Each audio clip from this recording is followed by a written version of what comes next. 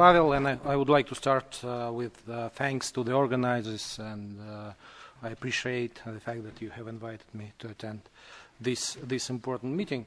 And it looks like we have quite different views with Michael on the same process which is going on in the nuclear industry and in the nuclear energy development sector in the world, because it goes without saying that it's too premature to speak about any kind of renaissance in the nuclear power production globally, but at the same time there are some signs that newcomers will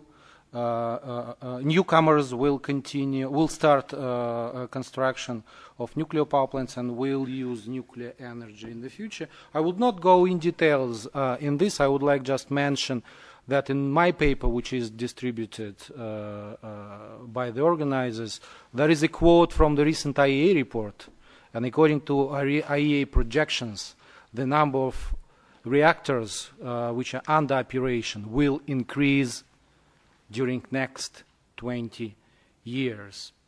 Middle East. First of all, I should mention that Middle East is showing the fastest progress in the nuclear energy development among the newcomers countries. Couple of examples. Iran connected its first nuclear unit of Bushehr nuclear power plant to the grid last year. And I should mention that this is the first, Iran is the first country for last 15 years which started operation of its first nuclear power reactor. So, I mean, this is a modest step to bring new countries into the nuclear energy production, but I think quite important. Another example in the region, United Arab Emirates. The licensing of construction was finished for the first nuclear power plant. Was finished this year, and the actual construction work started in July of this year. And this is the first country, UAE, for the last 27 years, which started construction of the first nuclear power plant. How sustainable this kind of trend in the Middle East will be, it's difficult to predict, because Fukushima is not the only factor which impact on the process in the region, and we know the so-called Arab Spring provides some impact as well. But I think it's quite important to see that new countries not only demonstrate their interest to construct nuclear power plants, but actual start construction. And a few other examples in the region, Turkey. It is expected that the licensing process for the first nuclear power plant, Akuyu nuclear power plant, will be finished by the end of 2014, and the construction of the first nuclear power plant with 4 nuclear units will start the same year, or next year, 2015. And another country which demonstrates not only interest but is moving toward practical work in this field is Jordan. And from my point of view, Jordan is the only country in the region which really needs electricity, first of all, for electricity itself. Because for a number of other countries, like for Iran, from my point of view, this is not only an issue of electricity, this is an issue of high-tech development, diversification of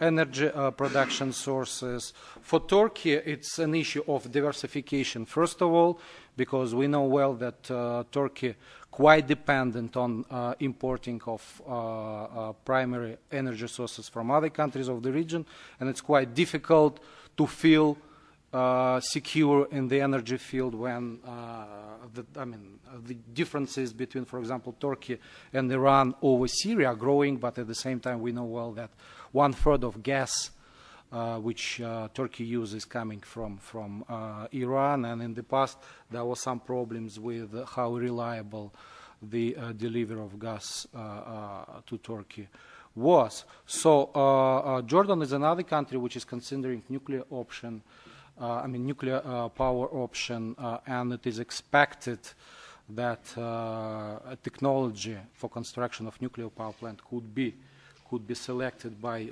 Jordan next year. I should also mention that selection of technology is not the only obstacle in the region to develop nuclear power, and financial solution or financial proposal is another important part of the equation. And for example, in the case of Jordan, which face huge budget deficit, is another issue. And again, it's quite different from the perspective which was described by Michael just a few minutes ago, but Russia is increasing its funding, including governmental funding, for construction of nuclear power plants abroad. I would like to mention, for example, the case out of the region where I discuss right now, but the case of Vietnam, where Russia will provide the loan between 8 to 10 billion US dollars. I mean, somebody could like it in Russia, somebody could not, but again, this is the fact of the life. I would not comment if this is an efficient way to use the governmental funding. And another example is Turkey, where Russia will fund heavily the construction of the whole project, which cost, according to different estimates, between 18 to 20 billion US dollars. And I expect that the same scheme could be used in Jordan if the Russian technology will be selected. Another important issue, of course, in the region, nuclear non-proliferation, and it goes without saying that we should keep it in mind when we develop nuclear energy, not only in this region but in any other one. And I would like to mention that in the case of Middle East, one of Russia's advantage that Russia couldn't provide not only financial and technological solution, but only, I would call it, organizational one, because as it is agreed between Russia and Iran on Bushehr and Russia with Turkey on Akuyu, that Russia will not only supply fuel during the whole period of nuclear power plant operation, but also will remove spent fuel, which is, I think, a big advantage for those countries which just start development of nuclear power. But of course, some other options could be considered, like, for example, in the case of UAE, which, as it is planned right now, will store the spent fuel inside the country. Another important feature of nuclear power development in the region, due to the fact that there is no experience in the region of operation of nuclear power plants, that it's quite heavily dependent on foreign labor force. And to some extent, I think it's good from safety point of view, because in most of nuclear power plants which are being operated or will be operated in the region in the upcoming future, the operators with many years' experience will take the lead. And again, Bushehr is one of the examples, because it is expected for a number of years at least 300 of Russian operators will be in Bushehr, which is about, I think, 50% of all staff which is engaged in operation of one unit. In the case of Turkey, it is expected, according to official data, that one third of operators will be from Turkey and the other will be from Russia. And in the case of UAE, another nuclear power plant which is under construction, as I understand, the South Korean operators and foreign operators will play an important role as well. So I think from the point of view of safety, this is a good option when at the beginning foreigners with multi-year experience of operation take the lead, and after that, of course, local staff, a number of local staff which is engaged is increasing, and of course they are trained abroad, and this is the case for Bushehr, for Akuyu, for UAE nuclear power plant Braka as well. So this is about plans for nuclear energy in the region. So what kind of impact Fukushima accident has to these plans as of now, because I could not exclude that it could have an impact in the future as well. And I think there are some good news. The good news that the plans of the countries of the region became more realistic than they were before. Because, for example, by 2010, almost all countries of the region mentioned about their interest to explore the nuclear power option, probably except Lebanon and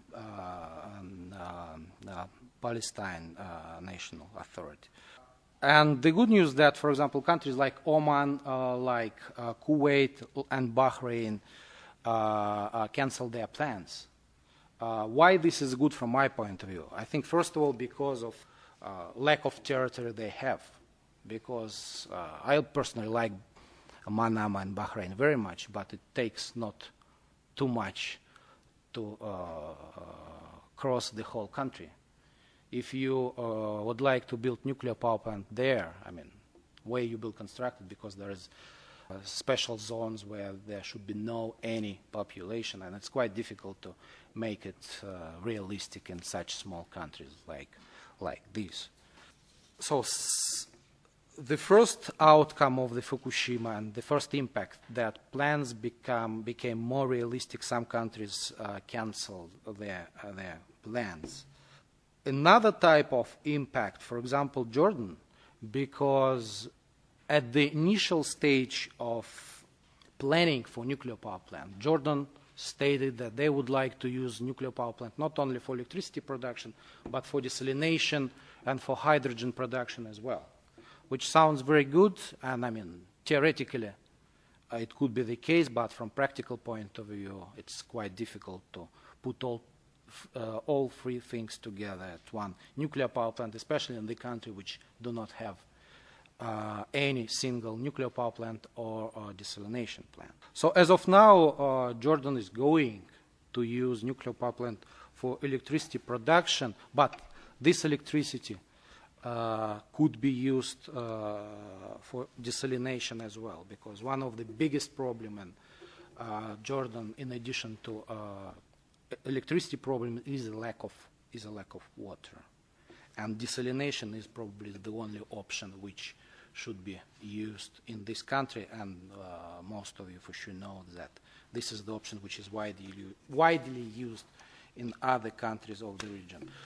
The third type of impact by Fukushima on the region, and I would say on nuclear industry in general, that the standards for safety has been increased. So, for example, from that point of view, if a few years ago China was considered as one of the promising nuclear supplier for the upcoming years, including in the Middle East region, now I think it will take at least 5 years for China to be in the list of real competitors for construction of nuclear power plant, beyond Pakistan, because the only country where China has already constructed nuclear power plant and continue construction of new other units is Pakistan. And the problem that this is second generation technology, and those units which are being constructed these days, including in the Middle East, they are either third or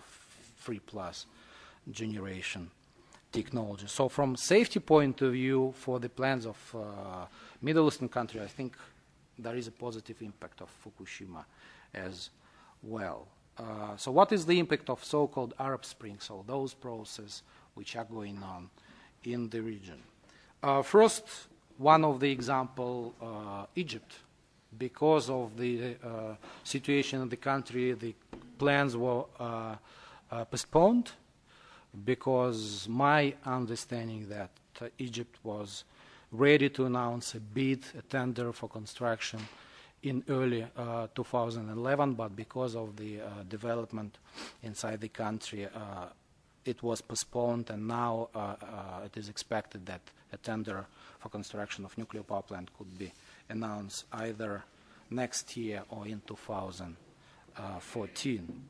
Second impact, and I already mentioned the situation in Turkey, which I mean, the concerns with regard energy security, as I understand, are growing, and the recent situation and differences over Syria between Turkey and Iran, of course, does not provide additional arguments inside Turkey that those partners which country in energy sources delivery has right now, they're very reliable. So it provides additional arguments to diversify the sources of energy, and it provides additional arguments to explore nuclear power option as well. And another similar example is Jordan, which until recently was heavily dependent on gas from Egypt, but due to more than 15 attacks on gas pipeline during last year and a half, Jordan received just, according to different estimates, between 10 to 25% of the gas which it had agreed to buy. So, of course, it makes your energy production vulnerable and provides some additional arguments to look at other options which are available at the market, including possible construction of a nuclear power plant. And, of course, due to the process in the region, the importance of public opinion is growing, and it should be taken into consideration by those nuclear suppliers and hosting countries which are going to develop the nuclear. And again, one of the practical example which I have is in Egypt, where local population of the site of the El Daba town, local population after the recent developments in the country were very vocal against construction of nuclear power plant at this site, and this is the only site in the country which was, as of now, chosen for nuclear power plant construction. It was visited by experts many years ago, so if government will not be able to find a solution with local people, so they will have to postpone the construction of nuclear power plant further. As I understand, it could take additional from 4 to 5 years to choose a new place, and of course it will delay the program significantly. So to finalize my comments, first, as I mentioned, that there are some clear developments with regard promotion of nuclear power in the region during last couple of years. Bushehr was connected to grid, and construction of nuclear power plant started in UAE, and again Turkey is working hard in cooperation with Russian companies to license, to certify and to license start of the nuclear power plant construction. A number of other countries, which I mentioned, is also considering the nuclear power option. Fukushima, in general, to summarize, has, I think, positive impact on plans of countries of the region and the nuclear power development and production. And the effects of Arab Spring is mixed. As I mentioned, for the nuclear power development in the region in general, there are some positive and negative trends. I will stop here and will be happy to answer the questions if there are any.